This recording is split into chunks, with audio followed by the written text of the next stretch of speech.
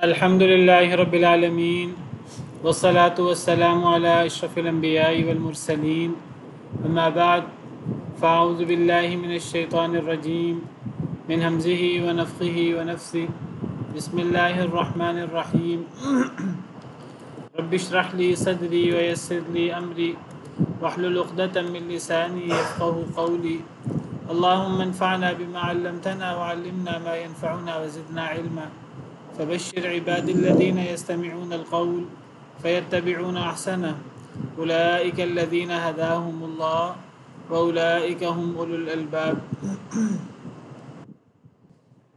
أعوذ بالله من الشيطان الرجيم بسم الله الرحمن الرحيم ولله يسجد ما في السماوات وما في الأرض من دابة والملائكة وهم لا يستكبرون وللہ یسجد اور اللہ ہی کے لیے سجدہ کرتی ہے ہر وہ چیز ما فی السماوات جو بھی آسمانوں میں ہے وما فی الارض اور جو بھی زمین میں ہے من دابۃ چپایوں سے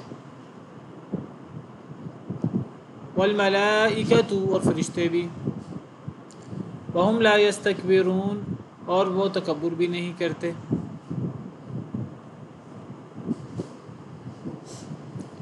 پچھلی آیت کریمہ جو ہم نے کل پڑھی تھی تفصیل کے ساتھ، یہ آیت کریمہ کا تعلق پچھلی آیت کریمہ کے ساتھ ہے اور وہی موضوع ہے۔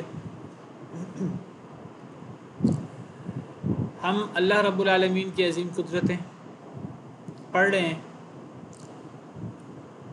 اللہ تعالیٰ نے سورت کے شروع میں اپنی عظیم قدرتیں بیان کی، کفار کے بڑے بڑے شبہات پیش کیے، ان کا رد کیا۔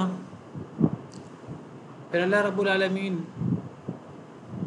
فرماتے ہیں کہ تمہیں اللہ کی نافرمانی کرتے ہوئے، اللہ کے ساتھ مقابلہ کرتے ہوئے تمہیں ڈر محسوس نہیں ہوتا کہ اللہ تمہارے اوپر مختلف قسم کے عذاب بھیج دے تمہاری نافرمانی کرنے کی وجہ سے، اللہ تمہیں زمین میں دھنسا دے، اللہ تعالیٰ تمہیں تمہاری تجارت یا تمہارے اٹھنے بیٹھنے کے اندر تمہیں عذاب میں مبتلا کر دے، اللہ تمہارے خوف کے ساتھ تمہیں عذاب میں مبتلا کر دے، اللہ تمہیں وہاں سے عذاب دے دے جہاں سے تمہارے وہم و گمان بھی نہ ہو۔ پھر اللہ تعالیٰ اپنی عظمت اور اپنی قدرت، اپنی کبریائی بیان کرتے ہیں کہ اللہ کی عبادت سے انکار کون کرتا ہے۔ اللہ فرماتے ہیں اللہ نے زمین و آسمان میں جتنی بھی مخلوق پیدا کی ہے، ہر مخلوق کا سایہ اللہ کے سامنے سجدہ ریز ہے۔ اس سے پتہ لگا کہ اللہ کی ہر مخلوق اس کا سایہ ہے اور وہ اللہ کو سجدہ کرتا ہے۔ ہر سایہ، چاہے وہ اللہ کی کسی بھی مخلوق کا ہے، چاہے وہ جمادات کا ہے، انسان، حیوان، نباتات، حشرات، جس کا بھی سایہ ہے وہ اللہ کو سجدہ کرتا ہے دائیں بائیں، چاہے وہ انسانوں کا، چاہے وہ مسلمانوں کا ہے، چاہے وہ کفار کا ہے، انسان ہو یا جن ہو۔ اولم یروا الی ما خلق اللہ من شیء یتفیأ ظلالہ، کیا اور نہیں انہوں نے دیکھا طرف اس کے جو اللہ نے پیدا کیا کسی بھی شے کو، یتفیأ ظلالہ جھکتے ہیں ان کے سائے، عن الیمین والشمائل دائیں جانب سے اور بائیں جانب سے، سجدا للہ اللہ کو سجدہ کرتے ہوئے، وہم داخلون اور وہ عاجز ہوتے ہیں۔ تو سائے تو اللہ کو سجدہ کرتے ہی کرتے ہیں۔ اب اللہ رب العالمین فرماتے ہیں یہ تو سایوں کا معاملہ، اس سے پتہ لگا جیسے میں نے کل ذکر کیا تفصیل سے کہ اللہ کی ہر مخلوق کا سایہ ہے۔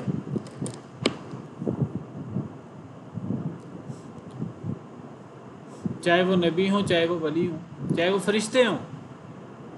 کچھ لوگ کہتے ہیں جی فرشتوں کا سایہ نہیں ہوتا، نوری مخلوق کا سایہ نہیں ہوتا، اور چونکہ نبی کریم صلی اللہ علیہ وسلم بھی ان کے نزدیک وہ نوری مخلوق ہیں، حالانکہ قرآن کریم میں صراحت ہے کہ وہ بشر ہیں ہمارے جیسے، قل انما انا بشر مثلکم۔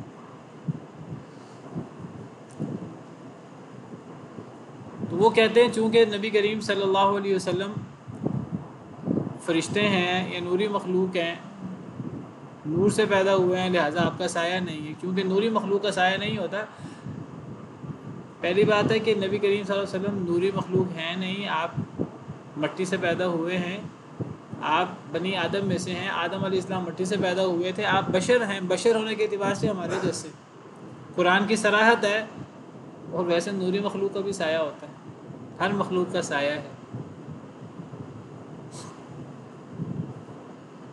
حدیث مبارکہ میں آتا ہے کہ فرشتے طالب علم کے لیے، دین سیکھنے والے کے لیے اپنے پر بچھاتے ہیں اور فرشتے انہیں گھیر لیتے ہیں، اور فرشتوں کے سایوں کا ذکر بھی کئی نصوص میں موجود ہے۔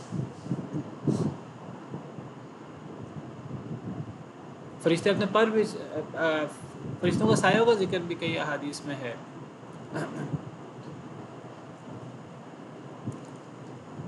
ہر مخلوق کا سایہ ہے، چاہے وہ نوری مخلوق ہو، چاہے وہ مٹی سے پیدا ہوئی ہو۔ اور پھر اللہ تعالیٰ فرماتے ہیں وَلِلَّهِ يَسْجُدُ مَا فِي السَّمَاوَاتِ وَمَا فِي الْأَرْضِ مِن دَابَّةٍ۔ پیچھے تو سائے کی بات ہے، اللہ فرماتے ہیں کہ اللہ ہی کے لیے سجدہ کرتی ہے ہر وہ چیز جو آسمانوں میں ہے اور جو بھی زمین میں ہے۔ زمین و آسمان کی ہر ایک تو ہم نے پچھلے آیت میں پڑھا، اس کا سایہ اللہ کے لیے جھکتا ہے دائیں اور بائیں۔ یہاں اللہ فرماتے ہیں کہ ہر چیز خود بھی، زمین و آسمان کی ہر مخلوق وہ بھی اللہ کو سجدہ کرتی ہے۔ من دابۃ، کوئی بھی چوپایا ہو، چوپائے میں انسان بھی آ جاتے ہیں، جانور بھی آ جاتے ہیں، حشرات بھی آ جاتے ہیں، چرند پرند ہر چیز آ جاتے ہیں۔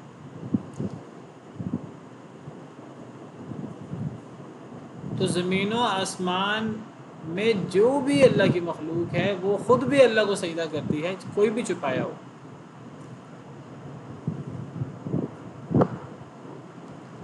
والملائکۃ، اور فرشتے بھی، فرشتے بھی اللہ کو سجدہ کرتے ہیں۔ وہم لا یستکبرون، وہ تکبر نہیں کرتے۔ اللہ تعالیٰ نے فرمایا کہ ہر مخلوق کا سایہ تو اللہ کو سجدہ کرتا ہی کرتا ہے، ہر مخلوق خود بھی اللہ کو سجدہ کرتی ہے۔ اور پھر اللہ تعالیٰ نے ہر مخلوق کے ساتھ فرشتوں کا الگ ذکر کیا، حالانکہ پیچھے ما فی السماوات و ما فی الارض پہلے ہی آ گیا ہے۔ فرشتے تو آسمانوں میں ہوتے ہیں، تو فرشتوں کا پیچھے بھی ذکر آ گیا ہے، تو پھر الگ سے فرشتوں کا ذکر الگ سے بھی کیا ہے، فرشتوں کی خصوصیت کی وجہ سے، فرشتوں کے فضل اور شرف کی وجہ سے، فرشتوں کے مقام کی وجہ سے ان کا الگ سے بھی ذکر کر دیا۔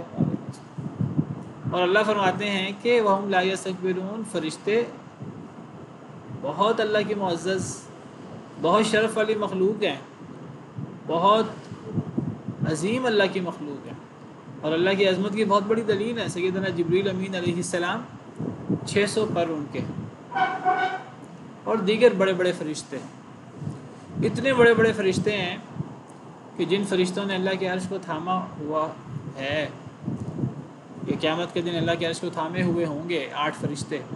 وَيَحْمِلُ عَرْشَ رَبِّكَ فَوْقَهُمْ يَوْمَئِذٍ ثَمَانِيَةٌ، قیامت کے دن اللہ کے عرش کو اٹھائے ہوئے ہوں گے 8 فرشتے۔ ان فرشتوں کی عظمت، ان کی بڑائی کے بارے میں آتا ہے کہ وہ اتنے بڑے ہیں کہ ان کی کندھوں سے ان کے کانوں کی لو تک کا فاصلہ اتنا زیادہ ہے کہ اگر ایک تیز رفتار پرندہ بھی 700 سال تک اڑتا رہے تو وہ اس فاصلے کو پورا نہیں کر سکتا۔ 700 سال تک ایک تیز رفتار پرندہ بھی اگر اڑتا رہے تو وہ ان فرشتوں کے کندھے سے لے کر کانوں کی لو تک کا فاصلہ وہ اس کو کراس نہیں کر سکتا، اتنے بڑے فرشتے ہیں۔ تو اللہ تعالیٰ فرماتے ہیں کہ زمین و آسمان میں ہر چھپایا، ہر مخلوق اللہ کو سجدہ کرتی ہے۔ فرشتوں کا الگ سے ذکر کیا، فرشتوں کی عظمت اور شرف کی وجہ سے، اللہ کے ہاں مقام کی وجہ سے، کیونکہ فرشتے عقل بھی رکھتے ہیں اور گناہ بھی نہیں کرتے، اگرچہ ان کے پاس اختیار بھی نہیں ہے، ان کا ایک مقام ہے، وہ اللہ کے قریب ہے، اللہ کے پاس ہے، آسمانوں میں۔ اللہ تعالیٰ فرماتے ہیں کہ ان الذین عند ربک، اللہ فرشتوں کا ذکر کرتے ہوئے فرماتے ہیں وہ لوگ جو آپ کے رب کے پاس ہیں، یعنی فرشتے۔ اللہ فرماتے ہیں اگر کوئی اکیلے میں اللہ کا ذکر کرے فاذکرونی اذکرکم، تو اللہ اس کا ذکر اکیلے میں کرتے ہیں۔ کوئی کسی مجلس میں اللہ کو ذکر کرے، اللہ کو یاد کرے، تو اللہ اس سے بہتر مجلس میں ہے، اللہ اس کو یاد کرتے ہیں، اس سے بہتر مجلس سے کیا مراد ہے؟ فرشتوں کی مجلس۔ فرشتے ایک معزز اور ایک شرف والی مخلوق ہے، تو اللہ نے فرشتوں کا الگ سے ذکر کیا ان کے مقام اور مرتبے کی وجہ سے، اور اللہ فرماتے ہیں کہ اے انسانوں تم تو تکبر کر لیتے ہو، فرشتے تو تکبر بھی نہیں کرتے، حالانکہ بہت عظیم اللہ کی مخلوق ہے، اللہ کی بہت عظیم مخلوق ہے، بڑی معزز بڑی شرف والی مخلوق ہے، کبھی گناہ بھی نہیں کیا، اللہ کے ہر حکم کو مانتے ہیں، اللہ کے حکم کی کوئی سرتابی نہیں کرتے، تکبر نہیں کرتے۔ تکبر میں یعنی فخر اور غرور بھی آ جاتا ہے، اور تکبر میں اللہ کے حکم کا انکار بھی آ جاتا ہے، جیسے پیچھے ہم پڑھ چکے ہیں۔ فرشتے تو اللہ کے حکم سے سرتابی نہیں کرتے۔ یخافون ربہم من فوقہم، وہ ڈرتے ہیں اپنے رب سے جو ان کے بھی اوپر ہے۔ فرشتے وہ اپنے رب سے ڈرتے ہیں، اتنی بڑی مخلوق ہونے کے باوجود، اتنی عزت اور شرف والی مخلوق ہونے کے باوجود وہ بھی اللہ کے لیے سجدہ کرتے ہیں اور اللہ سے ڈرتے ہیں، وہ بھی اس اللہ سے جو ان کے اوپر ہے۔ وَيَفْعَلُونَ مَا يُؤْمَرُونَ، اور وہ کرتے ہیں جس کا انہیں حکم دیا جاتا ہے، اللہ کے ہر حکم کو بجا لاتے ہیں، اللہ کے ہر منع کردہ حکم سے رک جاتے ہیں۔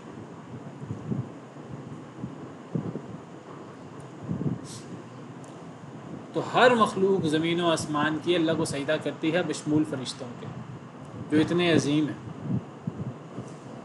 ہر مخلوق اللہ کو کیسے سجدہ کرتی ہے؟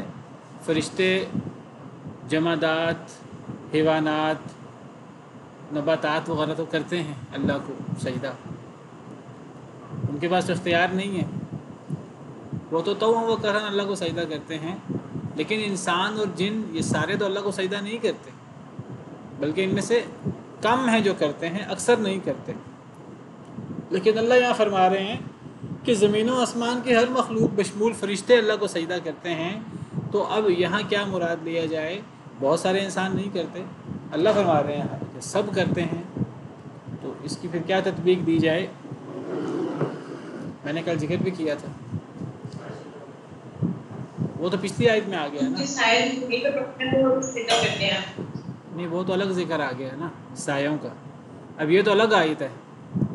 پچھلی آیت میں تو سایوں کا ایک آیت میں نے کل ذکر کی تھی آپ کے سامنے، سورہ رعد کی کل آیت پڑھی تھی، اس میں ہر مخلوق کا اللہ کو سجدہ کرنے کا ذکر موجود ہے، ساتھ ہی سایوں کا ذکر موجود ہے۔ سورہ رعد کی آیت کل میں نے آپ کے سامنے پیش کی تھی، دوبارہ آپ کے سامنے کھول دیتا ہوں، آیت کھلی ہوئی ہے، سورہ رعد آیت نمبر 15۔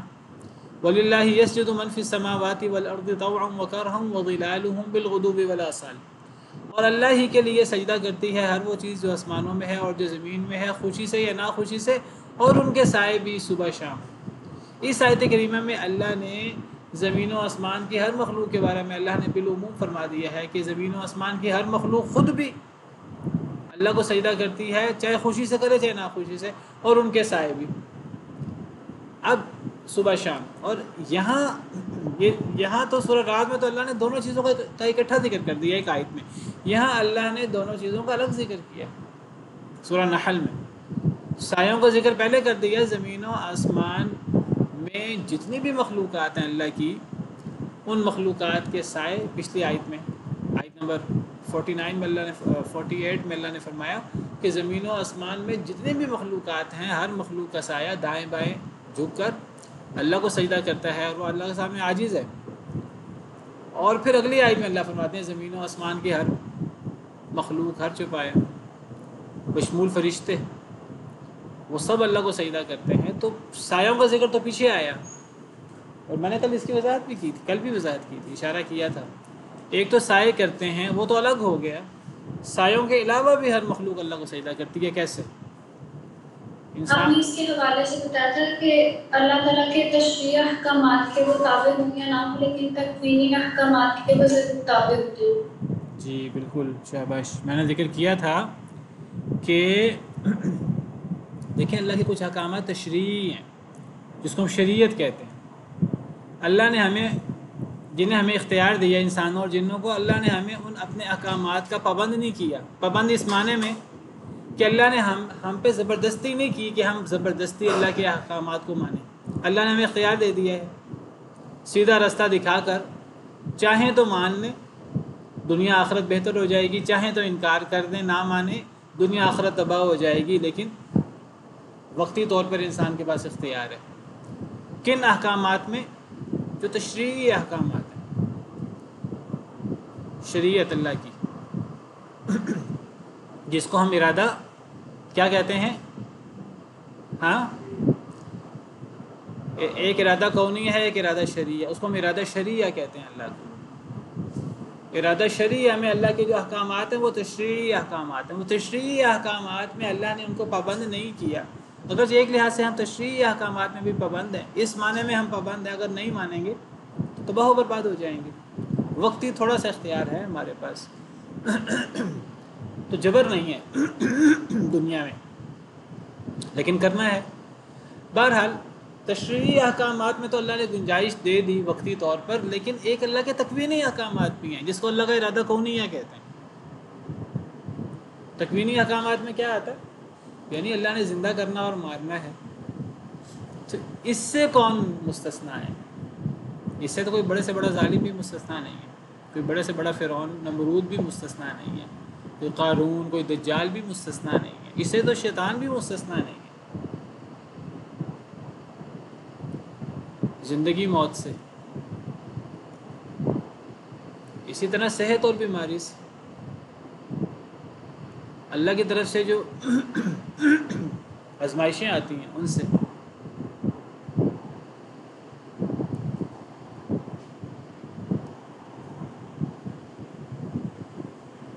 تو کہ سجدہ کرنے سے مراد ضروری نہیں ہے سجدہ کرنے سے مراد وہ سجدہ ہو جو ہم انسان کرتے ہیں۔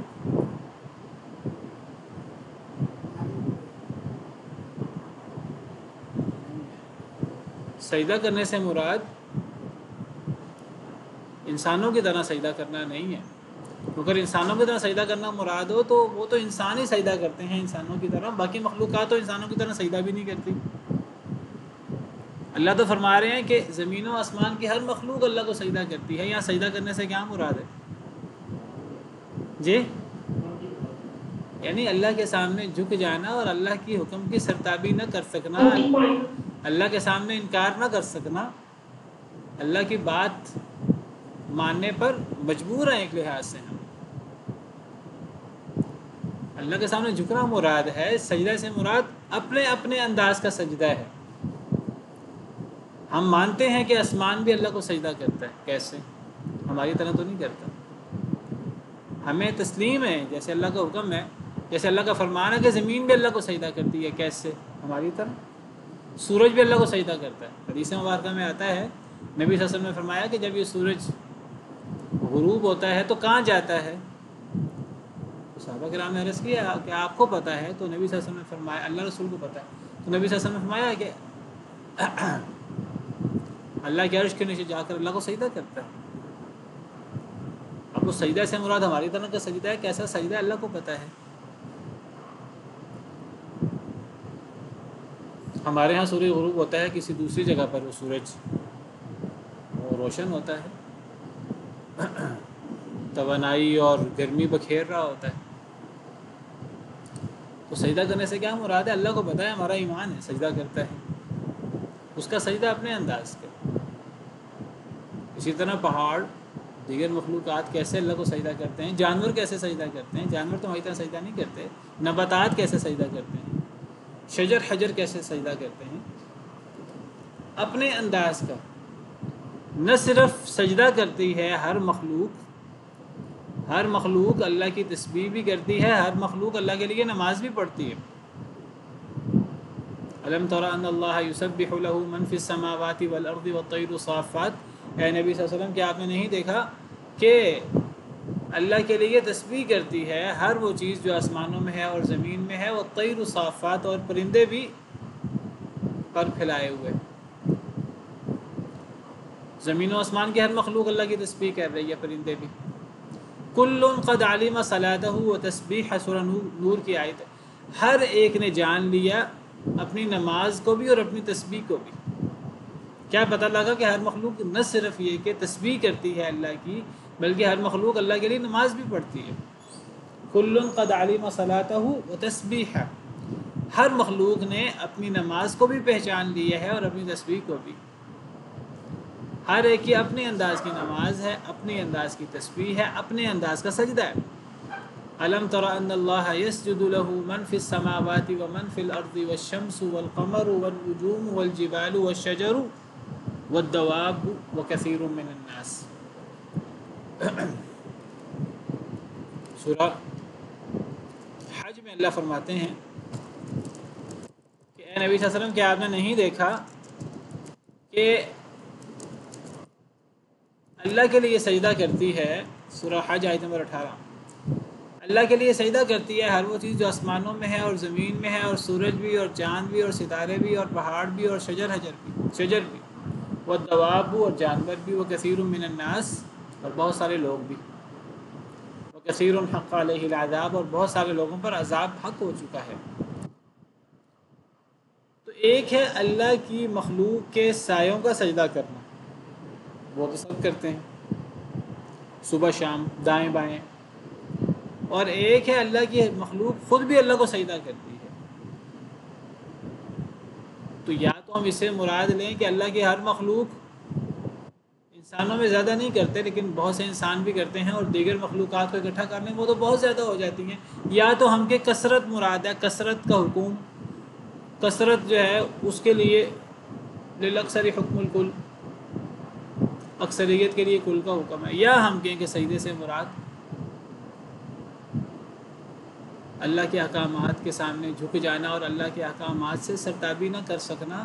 تو اللہ کے بہت سے ایسے احکامات ہیں جو تکوینی احکامات ہیں، جس سے کسی کو بھی مفر نہیں ہے، چاہے وہ کوئی اللہ کے نافرمان انسان ہے یا اللہ کے نافرمان جن. ان تکوینی احکامات میں سے زندگی موت سے، چلو ایک بہت بڑا کافر ہے، تو کیا اپنی مرضی سے انسان بنایا ہے؟ کیا اپنی مرضی سے جس زمانے میں اللہ نے پیدا کرنا تھا اس زمانے میں پیدا ہوا ہے؟ کیا اپنی مرضی سے مرے گا؟ کیا اپنی مرضی سے جس زمین پہ چاہے گا فوت ہوگا، جب چاہے گا فوت ہوگا؟ کیا اپنی مرضی سے اسے صحت ملتی ہے؟ کیا اپنی مرضی سے اسے بیماری ملتی ہے؟ کیا اپنی مرضی سے اسے اللہ کی طرف سے آزمائشیں آتی ہیں؟ تو یا تو ہم کہیں کہ ہر انسان ہی اللہ کے سامنے سجدہ ریز ہے، بمانا اللہ کے سامنے جھکا ہوا ہے، اللہ کے احکامات کا پابند ہے. تشریعی احکامات کو نہ ہو تو تکوینی احکامات کو تو پابند ہے ہی. یا پھر ہم یہ کہیں کہ کثرت کی وجہ سے اللہ نے سب کا ذکر کر دیا ہے، اکثریت کے لیے کل کا حکم ہو جاتا ہے. اگر تمام مخلوقات شامل کر لیں تو اگر کچھ انسان نہیں بھی کرتے تو وہ تھوڑے رہ جاتے ہیں. وہ اکثر مخلوقات تو کرتی ہیں نا، تو اکثریت کے لیے کل کا حکم ہوتا ہے. اسی لیے یہ جو سورہ حج کی آیت ہے، یہاں اللہ تعالیٰ نے جب ذکر کیا الم تر ان اللہ یسجد له من فی السماوات ومن فی الارض، کیا نہیں آپ نے دیکھا کہ سجدہ کرتی ہے اللہ کے لیے ہر وہ چیز جو آسمانوں میں ہے اور زمین میں ہے، وہ سورج بھی اور ستارے بھی اور چاند بھی اور پہاڑ بھی اور درخت بھی اور جانور بھی، وہ کثیر من الناس، اور بہت سے لوگ، وہ کثیر حق علیہ العذاب، اور بہت سے لوگ ان پر عذاب کی بات حق ہو گئی ہے. اب یہاں اللہ نے فرمایا کہ بہت سے لوگ سجدہ کرتے ہیں، یعنی بہت سے لوگ نہیں کرتے. اب یہاں اللہ نے جو لوگ نہیں کرتے ان کا استثناء کر دیا ہے. جو آیت ہم پڑھ رہے ہیں سورہ نحل میں یا سورہ رعد میں، وہاں اللہ نے استثناء بھی نہیں کیا. تو یا تو وہاں ہم ان آیات سے احکام تکوینی مراد لے لیں تو سب بھی اللہ کے احکامات کے پابند ہیں، یا پھر ہم ان سے اکثریت مراد لے لیں، اللہ کی مخلوقات کی اکثریت اللہ کے سامنے سجدہ کرتی ہے اور سر جھکاتی ہے، اور اکثریت کے لیے کل کا حکم ہوتا ہے. اللہ فرماتے ہیں فرشتے بھی سجدہ کرتے ہیں اور وہ تکبر نہیں کرتے. فرشتوں کا ذکر میں نے ذکر کیا کہ وہ ان کے فضل و شرف کی وجہ سے اللہ نے الگ ذکر کیا، وہ بہت اللہ کی عظیم مخلوق ہیں. اللہ نے ان کا ذکر، حالانکہ ان کا ذکر پیچھے آ بھی گیا ہے، وہ ما فی السماواتی و ما فی الارض کے عموم میں وہ بھی آ گئے ہیں فرشتے بھی، لیکن ان کا الگ بھی ذکر کر دیا اور فرمایا کہ وہ تکبر بھی نہیں کرتے، اور پھر فرمایا کہ فرشتے یخافون ربہم، فرشتے بھی اپنے رب سے ڈرتے ہیں، یعنی صرف انسان نہیں ڈرتا اللہ تعالیٰ سے، اللہ کی ہر مخلوق اللہ سے ڈرتی ہے، جیسے ڈرنے کا حق ہے۔ پہاڑ اللہ سے ڈرتا ہے، پہاڑ کتنی مضبوط مخلوق ہے، اللہ کا حکم صرف حکم اللہ کا، اگر وہ پہاڑ پہ اتر آئے اللہ کا کلام تو پہاڑ اللہ کے ڈر سے ریزہ ریزہ ہو جائے، قرآن کہتا ہے لو انزلنا هذا القرآن على جبل لرأيته خاشعا متصدعا من خشیۃ اللہ، اگر ہم اس قرآن کو پہاڑ پر نازل کر دیں، پہاڑ پر نازل کر دیتے تو اے نبی صلی اللہ علیہ وسلم آپ پہاڑ کو دیکھتے کہ وہ ڈرا ہوا ہوتا، ٹکڑے ٹکڑے ہو جاتا، من خشیۃ اللہ، اللہ کے ڈر سے۔ تو پہاڑ اللہ سے ڈرتا ہے، فرشتے اللہ سے ڈرتے ہیں، فرشتے۔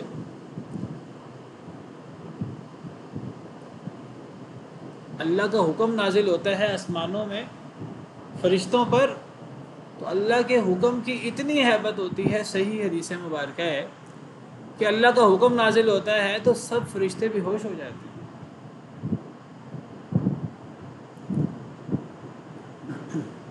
سب فرشتے بے ہوش ہو جاتے ہیں۔ یہ اللہ کی عظمت اور اللہ کی شان ہے۔ جب انہیں ہوش آتا ہے فرشتوں کو تو فرشتے آپس میں پوچھتے ہیں، یا بعض احادیث سے پتہ لگتا ہے کہ فرشتے جبریل سے پوچھتے ہیں کہ تمہارے رب نے کیا کہا، سب کہتے ہیں کہ جو کہا صحیح کہا۔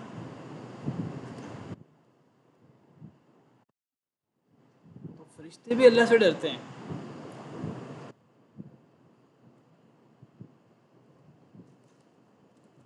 یہ حدیث مبارکہ میں آپ کے سامنے پیش کرنا چاہ رہا تھا، یہ دیکھیے صحیح بخاری وغیرہ کی احادیث سے پتہ لگتا ہے کہ یہ صحیح بخاری کی حدیث ہے کہ نبی کریم صلی اللہ علیہ وسلم فرماتے ہیں اذا قضى اللہ الامر فی السماء، جب اللہ تعالیٰ آسمانوں میں کسی کام کا فیصلہ کرتے ہیں، اللہ وحی کرتے ہیں اس کام کی فرشتوں میں، ضربت الملائکۃ باجنحتها، فرشتے اپنے پر مارتے ہیں، خضعانا لقولہ، اللہ کے قول کے سامنے عاجزی کرتے ہوئے، کالسلسلۃ علی صفوان، جیسے چٹیل پتھر پر زنجیر کی آواز ہوتی ہے۔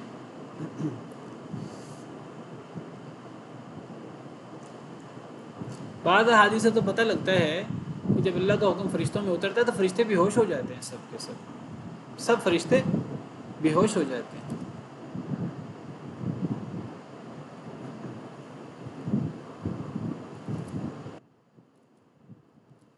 اللہ تعالیٰ سورہ رعد میں فرماتے ہیں وَيُسَبِّحُ الرَّعْدُ بِحَمْدِهِ وَالْمَلَائِكَةُ مِنْ خِيفَتِهِ، کہ کڑک اللہ کی حمد کے ساتھ اللہ کی تسبیح کرتی ہے اور فرشتے اللہ کے خوف سے۔ تو فرشتے اللہ کی اتنی عظیم اور اتنی شرف والی اور اتنی عظمت والی مخلوق ہونے کے باوجود اللہ سے بہت ڈرتے ہیں۔ اللہ فرماتے ہیں یخافون ربہم من فوقہم، فرشتے ڈرتے ہیں اپنے رب سے جو ان کے بھی اوپر ہے، وَيَفْعَلُونَ مَا يُؤْمَرُونَ، اور وہ کرتے ہیں جو انہیں حکم دیا جاتا ہے۔ فرشتے اللہ کے حکم کے خلاف ورزی نہیں کرتے، اللہ کے تمام احکامات کی پابندی کرتے ہیں، جس سے اللہ نے منع کیا اسے روکتے ہیں، بلکہ فرشتوں کے پاس اختیار ہی نہیں ہے اللہ کی نافرمانی کرنے کا۔ اب یہاں پتہ لگتا ہے کہ فرشتے اپنے رب سے ڈرتے ہیں جو فرشتوں کے اوپر ہے۔ فرشتے کہاں رہتے ہیں؟ آسمانوں میں۔ انسان کہاں ہوتے ہیں؟ زمین میں۔ فرشتے کہاں ہوتے ہیں؟ آسمانوں میں۔ اسی لیے جب ما فی السماوات کہا جاتا ہے تو اس سے مراد فرشتے ہوتے ہیں۔ ساتوں آسمان ان میں فرشتے ہیں اور بہت زیادہ تعداد میں ہیں۔ حدیث مبارکہ سے پتہ لگتا ہے کہ آسمانوں میں تھوڑی سی جگہ بھی ایسی نہیں ہے جہاں کوئی نہ کوئی فرشتہ رکوع یا سجدے میں نہ ہو۔ آسمان فرشتوں سے اٹا پڑا ہے، فرشتوں سے بھرا پڑا ہے، احادیث مبارکہ سے پتہ لگتا ہے۔ بہت زیادہ تعداد ہے فرشتوں کی آسمانوں میں، اور فرشتے آسمانوں میں ہیں۔ آسمان والے اللہ فرشتوں سے بھی اوپر ہیں۔ اللہ فرشتوں سے اوپر ہے، یعنی زمین میں انسان ہیں، جن ہیں، جانور ہیں، دیگر مخلوقات، آسمانوں میں فرشتے ہیں، اللہ فرشتوں سے بھی اوپر ہے۔ یعنی اللہ تعالیٰ فرشتے جو کہ آسمانوں میں ہیں، اللہ آسمانوں سے بھی اوپر ہے۔ آسمانوں سے اوپر اللہ کی کرسی ہے، اللہ کی کرسی کے اوپر اللہ کا عرش ہے، اور اللہ اپنے عرش کے اوپر مستوی ہیں، یعنی بلند ہیں، جیسے اللہ کی شان کو لائق ہے، اور اللہ اپنی صفات کے اعتبار سے ہمارے ساتھ ہیں۔ جیسے قرآن کریم کی بہت ساری آیات سے پتہ لگتا ہے، قرآن کریم کی 7 آیات میں اللہ تعالیٰ نے نصاً یہ بات فرمائی ہے کہ اللہ اپنے عرش کے اوپر مستوی ہیں، جیسے اللہ کی شان کو لائق، جس میں الرحمن علی العرش استویٰ ایک آیت کریمہ ہے کہ رحمان تو عرش پہ مستوی یعنی بلند ہے، اور دیگر آیات میں اللہ فرماتے ہیں ثم استویٰ علی العرش، اللہ پھر عرش پہ مستوی ہو گئے۔ تو 7 آیات ہیں قرآن کریم، تو اللہ عرش کے اوپر ہے، اور عرش کے بارے میں سب مانتے ہیں کہ عرش جو ہے یہ سب سے بلند ہے، اللہ کی مخلوق میں سب سے بڑا بھی ہے، سب سے بلند بھی ہے، آسمانوں سے بھی اوپر ہے۔ تو اللہ عرش پہ مستوی ہیں، جیسے اللہ کی شان کو لائق ہے، اور اللہ اپنی صفات کے اعتبار سے ہمارے ساتھ ہیں۔ تو فرشتے اپنے رب سے ڈرتے ہیں جو فرشتوں سے بھی اوپر ہے، یعنی فرشتے آسمان میں ہیں تو اللہ آسمانوں سے اوپر ہیں، یعنی عرش سے بھی اوپر ہیں، تو اللہ آسمانوں سے بھی، فرشتوں سے بھی اوپر ہے۔ جب اللہ آسمانوں سے بھی یعنی فرشتوں سے بھی اوپر ہیں تو اللہ کو پھر آسمان والا کیوں کہتے ہیں؟ آسمان والا بول کر اللہ مراد لیے جاتے ہیں۔ اللہ تعالیٰ کو کہاں آسمان والا کہا گیا؟ قرآن کریم میں اللہ تعالیٰ کے لیے آسمان والا کی اصطلاح استعمال ہوئی ہے، یعنی وہ جو آسمانوں میں ہے۔ آمنتم من فی السماء، سورہ ملک میں اور دیگر کئی آیات میں، ایک جگہ نہیں کئی جگہ پر قرآن کریم میں، کیا تم بے خوف ہو گئے ہو؟ من فی السماء کیا ہم معنی کریں گے؟ آمنتم من فی السماء کیا معنی کریں گے؟ کیا تم بے خوف ہو گئے ہو اس ذات سے جو آسمانوں میں ہے؟ من فی السماء، اس سے جو فی السماء آسمانوں میں، کون مراد ہے یہاں؟ اللہ تعالیٰ۔ یعنی کیا تم اللہ کے بارے میں بے خوف ہو گئے، اللہ سے بے خوف ہو گئے ہو جو آسمانوں والا ہے؟ آمنتم من فی السماء ان یخسف بکم الارض، کہ وہ تمہیں زمین میں دھنسا دے، فاذا ہی تمور، پھر اچانک زمین حرکت کرنے لگے۔ سورہ ملک میں ام امنتم من فی السماء، یا تم بے خوف ہو گئے ہو آسمان والے رب سے، ان یرسل علیکم حاصبا، کہ وہ تمہارے اوپر پتھروں کی بارش بھیج دے۔ تو یہاں فی السماء، من فی السماء سے مراد اللہ تعالیٰ ہیں۔ اب یہاں اللہ فرماتے ہیں اللہ آسمانوں میں ہے، اور یہاں اللہ فرماتے ہیں کہ اللہ فرشتوں سے جو آسمانوں میں ہوتے ہیں، فرشتوں سے اوپر ہے۔ اور دوسری آیت میں اللہ فرماتے ہیں وَهُوَ الْقَاهِرُ فَوْقَ عِبَادِهِ، اللہ تو غالب ہیں اپنے بندوں کے اوپر، اللہ اپنے تمام بندوں سے اوپر ہے، چاہے وہ انسان ہوں، چاہے وہ جن ہوں، چاہے وہ حیوانات ہوں، چاہے وہ فرشتے ہوں، اللہ سب سے اوپر ہے۔ اور کئی آیات سے پتہ لگتا ہے اللہ تعالیٰ سب سے بلند ہے۔ سبح اسم ربک الاعلی، اپنے اس رب کے نام کی تسبیح کرو جو سب سے بلند ہے۔ تو اللہ اپنی ذات کے اعتبار سے بھی بلند ہے، اپنی صفات کے اعتبار سے بھی بلند ہے، اور میں نے ذکر کیا عرش اللہ کی سب سے بلند مخلوق ہے، تو اللہ عرش سے بھی اوپر ہے، جیسے اللہ کی شان کو لائق ہے۔ تو قرآن کریم میں کئی جگہ پر اللہ کو آسمانوں والا کہا گیا، اور کئی جگہ پر اللہ کو آسمانوں سے یعنی آسمان والے فرشتوں سے اوپر قرار دیا، کہا گیا۔ تو کیا ہم اس کا معنی کریں گے؟ اب اللہ آسمانوں سے اوپر ہیں کہ اللہ آسمانوں میں ہیں؟ نبی صلی اللہ علیہ وسلم نے ایک لونڈی سے سوال کیا یہ چیک کرنے کے لیے کہ مسلمان ہے کہ مسلمان نہیں ہے، این اللہ، صحیح مسلم کی روایت، اللہ کہاں ہے؟ تو اس لونڈی نے کیا جواب دیا؟ فی السماء۔ کیا جواب دیا؟ فی السماء، آسمانوں میں۔ تو نبی صلی اللہ علیہ وسلم نے فرمایا اسے آزاد کر دو، یہ مومن ہے۔ تو حدیث میں بھی اللہ تعالیٰ کو آسمانوں میں کہا گیا، نبی صلی اللہ علیہ وسلم نے تائید فرمائی، اور قرآن کریم میں بھی اللہ تعالیٰ کو آسمانوں میں کہا گیا، جیسے میں نے آپ کے سامنے ذکر کیا آمنتم من فی السماء۔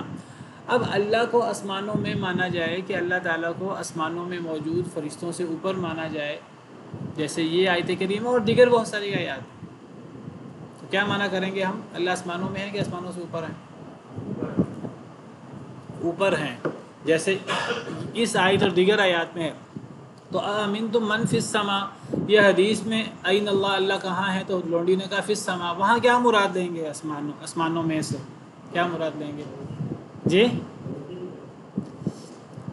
وہاں ہم کہیں گے فی علی کے معنی میں، کیا کہیں گے ہم؟ آمنتم من فی السماء یا این اللہ، اللہ فی السماء، ہم کہیں گے یہاں فی حرف جارہ ہے جو علی کے معنی میں ہے، یعنی آمنتم من فی السماء، الفاظ تو یہ ہیں، کیا تم اس ذات سے بے خوف ہو جو آسمانوں میں ہے؟ ہم کہیں گے یہاں فی علی کے معنی میں ہے، گویا کہ اصل عبارت کیا ہے؟ آمنتم من علی السماء،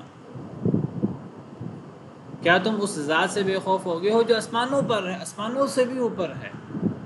اب آسمانوں سے اوپر کیا ہے؟ آسمانوں سے اوپر کرسی، کرسی کے اوپر عرش، اللہ عرش سے بھی اوپر ہیں، جیسے دیگر نصوص سے پتہ لگتا ہے۔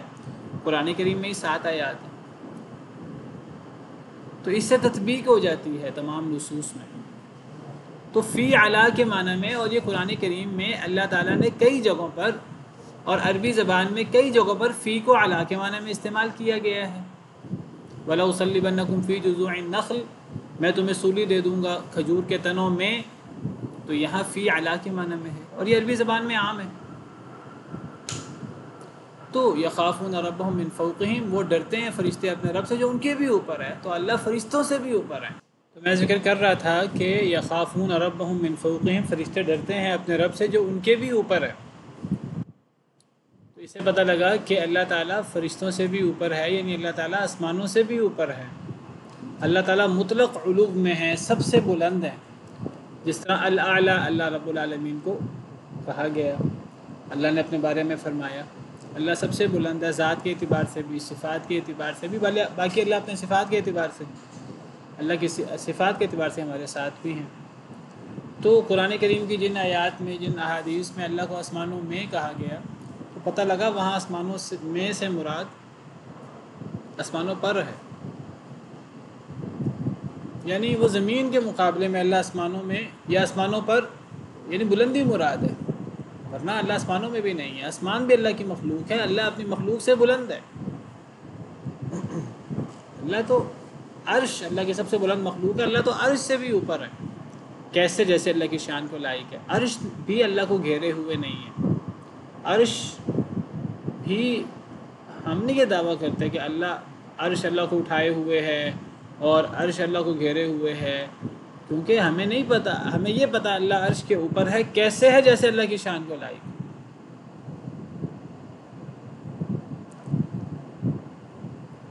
میں نے اس لیے یہ وضاحت کر دی ہے، اللہ کی صفت علو یہ عقیدہ ہے اہل السنہ والجماعہ کا، یہ ایک ایسا عقیدہ ہے جس پر باقاعدہ کتابیں لکھی گئی ہیں، اس لیے کہ یہ بڑا سینسٹیو مسئلہ ہے، اس لیے کہ بہت سارے مسلمان گروہوں نے اللہ کی صفت علو کا انکار کیا ہے، حالانکہ اللہ کی صفت علو کے سینکڑوں دلائل قرآن میں موجود ہیں۔ صفت علو ہو، یا اللہ کا صفت استوا ہو، یا اللہ کا صفت فوقیت ہو، وہ صفت معیت سے کئی لوگوں نے مغالطہ کھایا، وَهُوَ مَعَكُمْ أَيْنَمَا كُنتُمْ، حالانکہ صفت معیت سے مراد اللہ اپنی صفات کے اعتبار سے ہمارے ساتھ ہے، جس طرح اللہ نے فرمایا حضرت موسیٰ اور حضرت ہارون کو قَالَ لَا تَخَافَا إِنَّنِي مَعَكُمَا أَسْمَعُ وَأَرَىٰ، کہ تم دونوں ڈرو نہیں، بے شک میں تم دونوں کے ساتھ ہوں، میں سن رہا ہوں اور دیکھ رہا ہوں۔ تو اللہ سننے اور دیکھنے یعنی اپنی صفات کے اعتبار سے حضرت موسیٰ حضرت ہارون کے ساتھ، ہم سب کے ساتھ،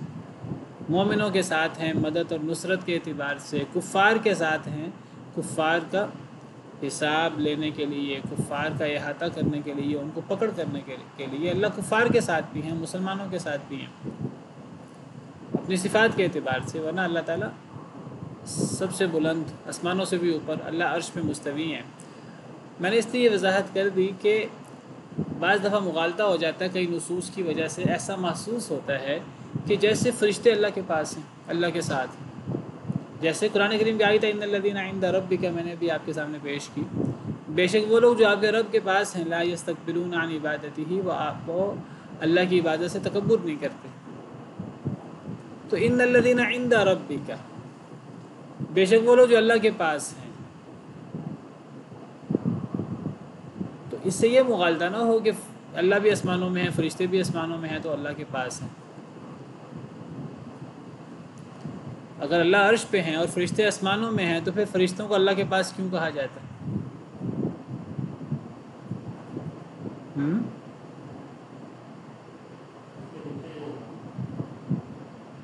عرش کے نیچے آسمان ہے، یعنی یہ تو نہیں کہ بہت قریب.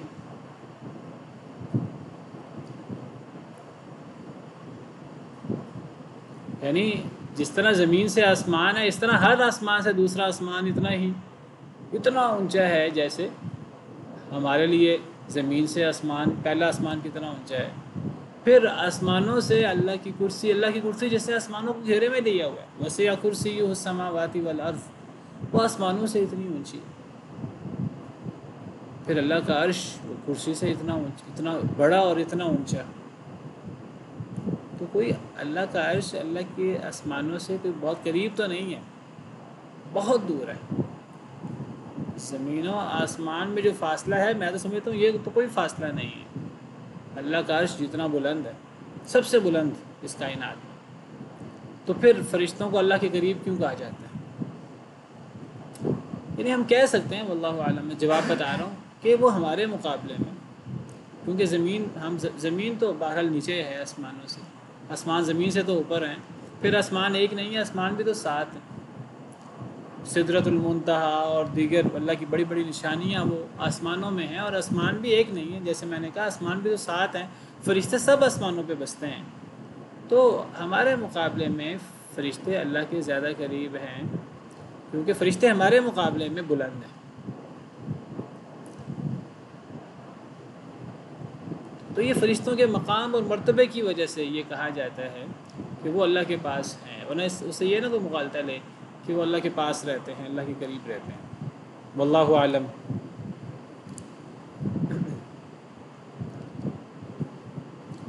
تو اللہ کی صفت علو، اللہ کی صفت فوقیت کہہ لیں، صفت علو کہہ لیں، صفت استوا کہہ لیں، یہ اہل سنہ والجماعہ کا ایسا عقیدہ ہے جو بلکہ پہچان ہے. اصل میں ہمارے ہاں آج ہم نے چھوٹے چھوٹے مسئلے اپنی پہچان بنا لی ہیں، یہ رفع الیدین، کرنا نہ کرنا، فاتحہ خلف الامام، یہ بڑے چھوٹے مسئلے ہیں، فقہی مسئلے.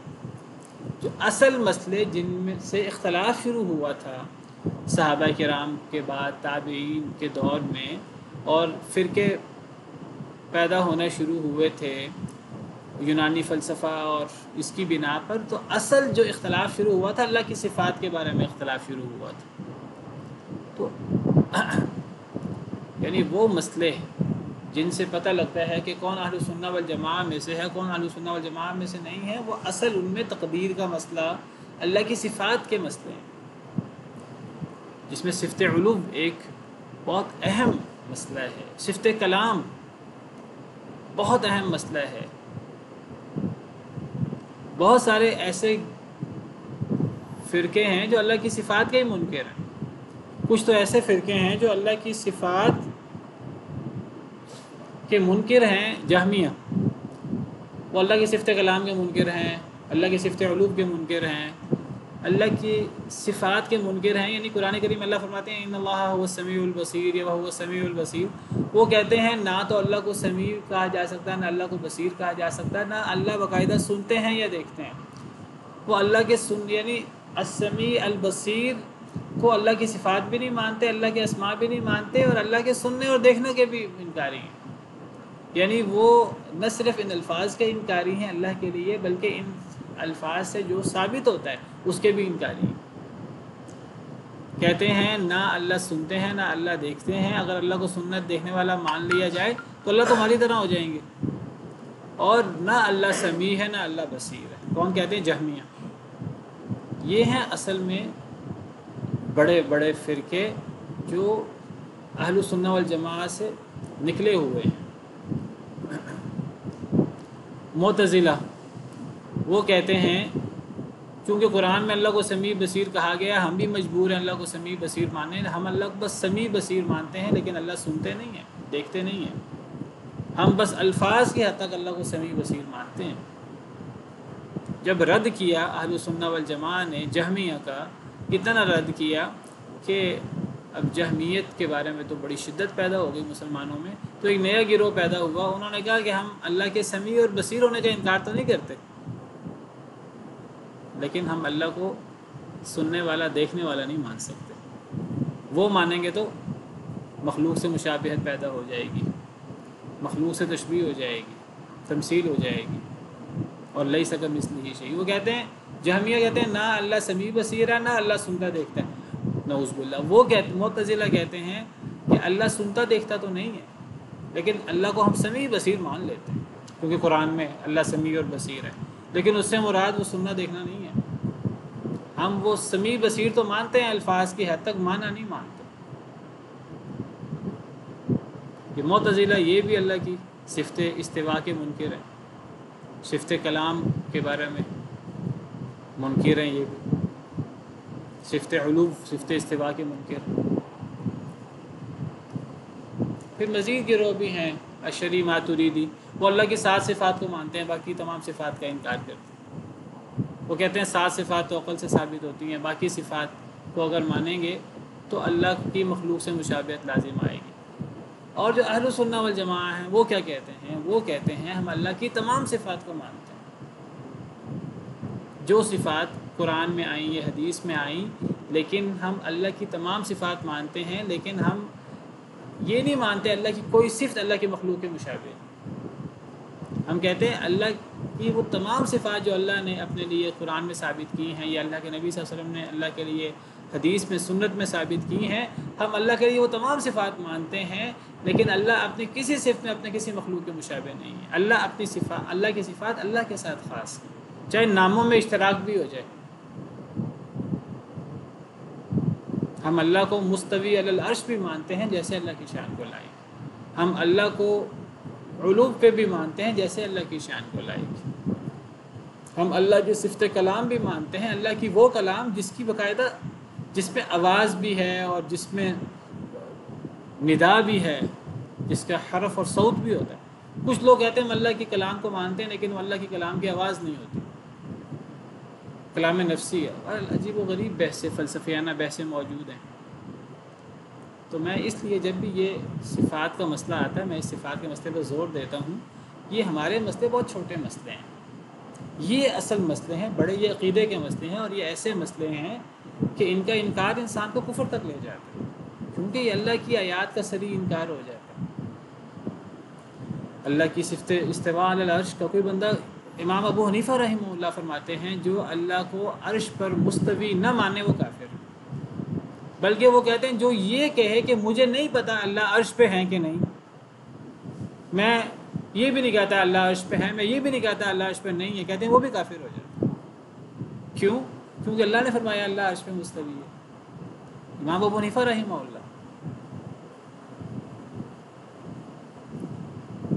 اللہ کی تمام صفات وہ ذاتی ہوں، اللہ کا مبارک چہرہ، اللہ کے مبارک ہاتھ، جیسے اللہ کی شان کو لائق، مخلوق کے ساتھ مشابہ نہیں ہے. نہ ان سے اللہ کے لیے جسد اور ایسی چیزیں لازم آتی ہیں، جیسے اللہ کی شان کو لائق ہے. وہ ذاتی صفات ہو، یہ فعلی صفات ہو، صفت کلام ہے، صفت علو ہے، صفت استواء ہے، صفت محبت ہے، صفت غضب ہے، دیگر صفات ہیں. بہت سارے لوگ اللہ کی صفت محبت کو ماننے سے انکاری ہیں، اللہ کی صفت غضب کو ماننے سے انکاری ہیں. اللہ معاف کرے. اللہ قرآن میں جگہ جگہ کہتے ہیں اللہ غصے ہوتے ہیں، اللہ ناراض ہوتے ہیں، اللہ محبت کرتے ہیں، اللہ یحب المتقین. کہتے ہیں ہم نہیں مانتے اللہ محبت کرتے ہیں، کیونکہ محبت کرنا تو یہ صفت نقص ہے. جو کسی سے محبت کرتا ہے وہ جھک جاتا ہے اس کے لیے، اور وہ اس کے لیے عاجز ہو جاتا ہے، اور عجیب و غریب عقل کا استعمال کر کے اللہ کی صفات کا، نصوص کا انکار کر دیتے ہیں. اہل سنہ والجماعہ کہتے ہیں اللہ کی تمام صفات کو مانا جائے گا جیسے کتاب و سنت میں ہیں، جیسے اللہ کی شان کو لائق ہیں، اور اللہ کی کوئی صفت مخلوق کے ساتھ مشابہ نہیں ہے. تو یخافون ربهم من فوقهم، فرشتے ڈرتے ہیں اپنے رب سے جو فرشتوں سے بھی اوپر ہے. اس پہ میں نے بتایا صفت علو پر باقاعدہ کتابیں ہیں. آج ہمارے یہاں ایک مشہور بات ہے کہ اللہ ہر جگہ موجود ہے. یہ بات کتاب و سنت کے خلاف ہے. اللہ ہر جگہ نہیں ہے. اللہ اپنے عرش کے اوپر، جیسے اللہ کی شان کو لائق ہے، اللہ اپنی صفات کے اعتبار سے ہر ایک کے ساتھ ہے. سبحان ربک رب العزت عما یصفون وسلام علی المرسلین والحمد للہ رب العالمین.